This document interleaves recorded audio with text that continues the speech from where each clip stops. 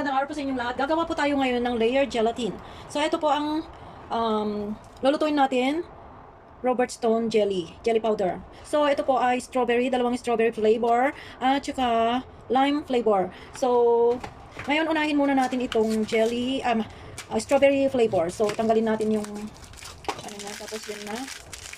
Ngayon, guguntingin lang natin ito. Yan. So, yan, ilagay natin sa ating bowl, sa ating mixing bowl. Ngayon, lagyan natin ng hot water para matunaw po.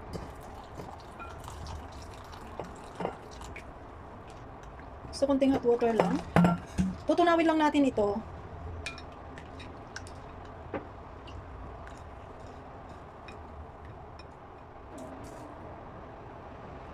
At syempre, pag natunaw na, lagyan natin ng ice cubes. Para po madaling mag-cool. Kasi layered nga ang gagawin natin. So ngayon, lagyan natin ng ice para bago natin ilagay sa refrigerator to chill. So yan. Ngayon po, ilagay natin dito sa lalagyan para ilagay natin sa refrigerator. So ngayon, i-chill natin, ilagay natin sa refrigerator at hayaang lumamig at tumigas. Yan. So patitigasin muna natin ito. Next, itong lime flavor naman ang ating isusunod. So tatanggalin lang yan. Ikakat natin. At syempre, ibubuhos natin dito sa ating mixing bowl. Medyo na-humid ngayon ng panahon, kaya medyo basa-basa. So ngayon, lalagyan natin ng mainit na tubig. Boiling water. Yan, haluin natin hanggang matunaw ang powder. Ang bango. Kalamansi. Super bango. Ngayon, dadagdagan natin ng ice. So, lalagyan natin ng ice cubes. Yan. Matutunaw yan dahil sa init ng tubig. Or sa init ng ating mixture. So ngayon, ito na po kanina yung red nating ginawa. So ayan na. Medyo tumigas-tigas na. Ngayon, ilagay na natin itong green color or lime flavor. Ayun. Ganyan. So, i-chill natin ulit. Ilagay natin ulit sa refrigerator. Isunod na natin itong another strawberry flavor. So, tanggalin lang itong i-open lang natin ang carton or ang box. Then, i-cut natin. At syempre, ilagay natin sa ating mixing bowl. At syempre, lalagyan natin ng boiling water. So, kunti lang hanggang sa matunaw. Yan, i-mix lang natin hanggang sa matunaw.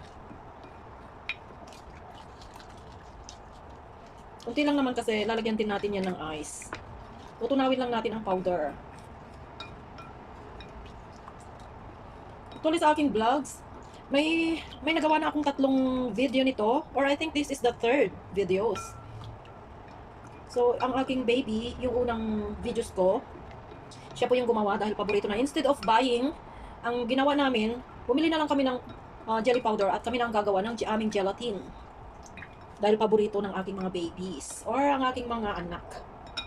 So, ayan, pwede na natin lagyan ng ice. Yan, lalagyan natin ng maraming ice para mas madaling mag-cool down. Ngayon guys, ito na ang ating tapos ilalagay na natin dito sa ating red and green. So, kailangan nating patigasin muna. Lalagyan lang natin sa refrigerator para tumigas. And then, pag tumigas na, pwede na tayong magpatong. So, papatungan lang natin naman. Yan.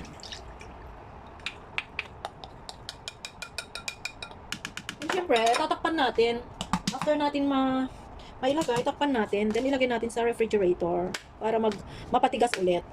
Then, tsaka natin kakainin. O, diba? Ayan. So, chill it first. Ito na po ang ginawa nating jelly.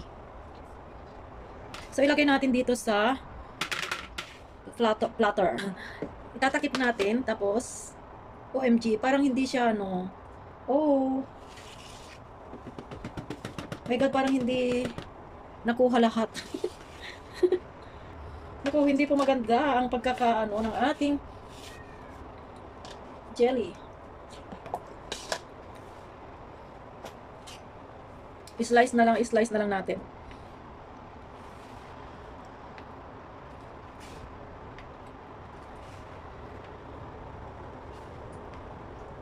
Hindi po maganda.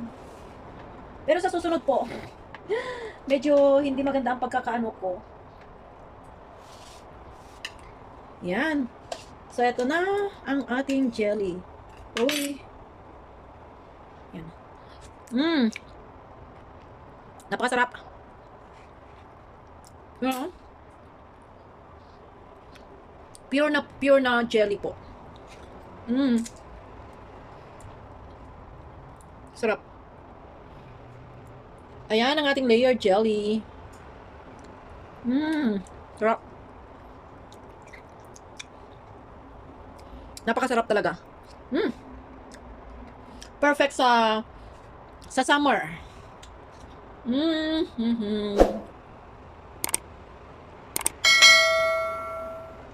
Ayan guys, if you're not to subscribe, please like and subscribe. Thanks for watching. Bye-bye.